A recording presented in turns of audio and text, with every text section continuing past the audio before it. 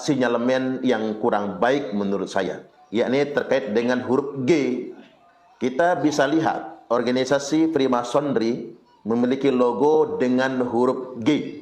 Anda bisa perhatikan dan kita semua bisa identifikasi. Saya jadi tertarik ketika membaca ulasan Kiai Alawi tentang sebuah buku. Kemudian saya coba searching buku tersebut di Google. Buku tersebut ditulis oleh Yuri Lina, yakni seorang penulis asal Estonia. Yuri Lina menulis sebuah buku yang judul bukunya yakni Architect of Deception, Secret of Freemasonry. Secret of Freemasonry. Mengungkap rahasia organisasi Yahudi Freemasonry yang telah bekerja di semua negara, termasuk di Indonesia. Buku ini cukup kontroversial, ditulis kalau tidak salah pada tahun 2004 yang lalu. Sudah lama ini, berarti sudah berumur 20 tahun buku ini. Di mana di buku tersebut tertulis, versi terjemahnya begini: ada 3 cara melemahkan dan menjajah suatu negeri. Yang pertama, kaburkan sejarahnya.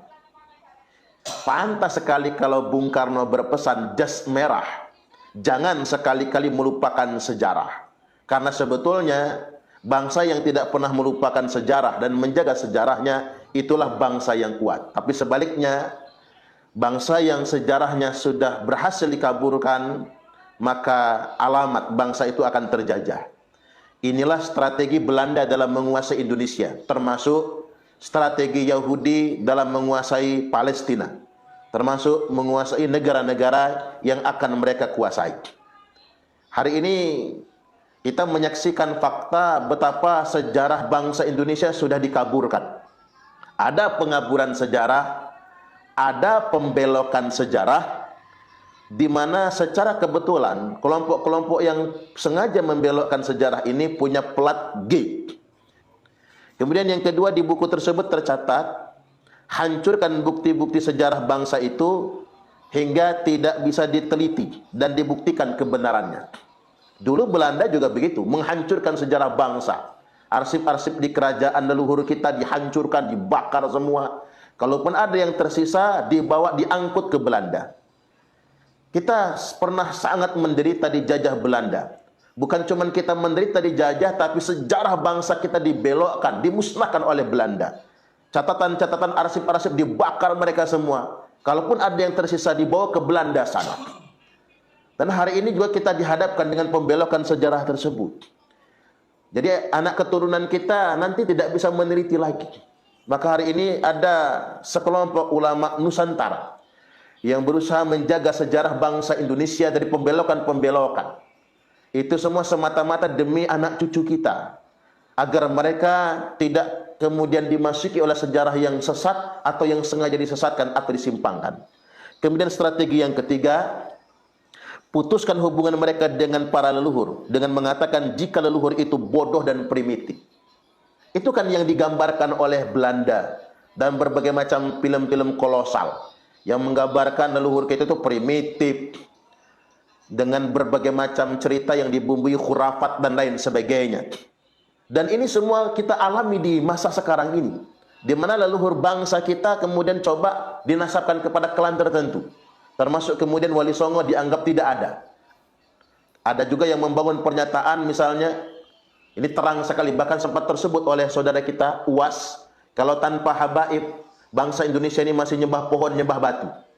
Kalau tanpa habaib, bangsa Indonesia ini masih dijajah oleh Belanda. Ini kan upaya dari memanipulasi sejarah dan memutus hubungan bangsa Indonesia hari ini dengan para leluhur mereka. Padahal leluhur kita telah berjuang mengorbankan nyawa mereka. Ratusan ribu, bahkan mungkin jutaan orang tua kita yang namanya tak tercatat dalam sejarah, mengorbankan nyawanya demi perang melawan penjajah. Lalu seenak udele dewe, ada yang mengklaim kalau tanpa habaib Indonesia masih dijajah oleh Belanda. Kalau tanpa habaib Indonesia masih nyembah batu. Lalu kemana perjuangan Wali Songo? Lalu bagaimana dan dikemanakan perjuangan para leluhur kita yang telah mengorbankan darah, nyawa, segalanya untuk menggapai kemerdekaan Republik Indonesia? Dan ini menjadi sebuah penggambaran. Saya ulangi lagi, Yuri Lina, seorang penulis kontroversial, telah membuat buku Architect of Deception, Secret of Freemasonry, membongkar rahasia gerakan Yahudi, di mana disebutkan di sana bagaimana strategi mereka menjajah dan menguasai suatu bangsa. Yakni yang pertama, kaburkan sejarahnya.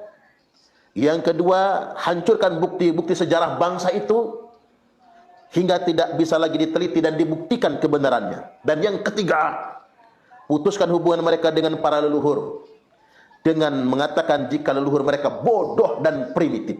Ini jelas rahasia bagaimana gerakan Freemasonry.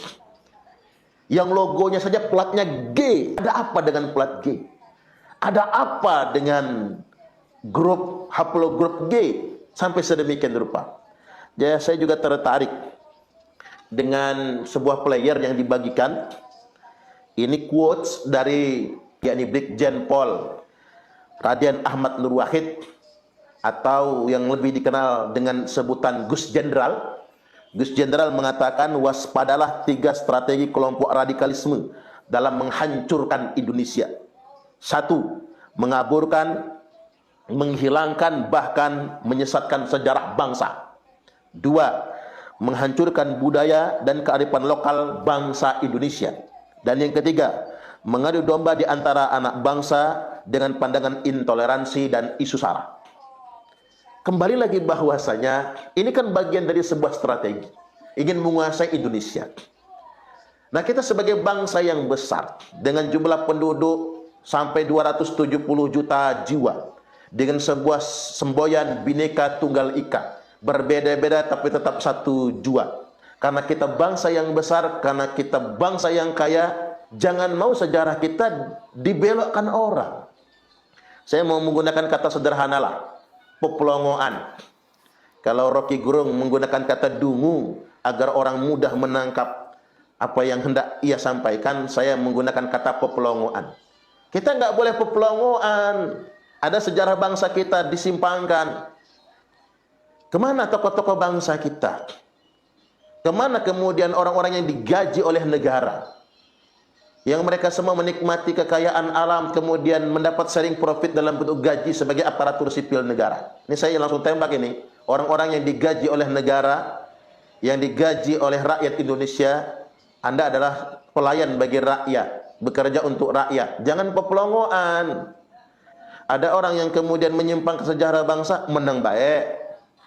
Ada orang yang kemudian menyimpangkan, mengaburkan sejarah Nusantara, diam-diam baik. Ada orang yang kemudian mengklaim dan membelokkan sejarah NU, KKI NU, diam saja. Ini yang saya sebut dengan peplongoan. Jangan sampai sedemikian rupa sejarah bangsa kita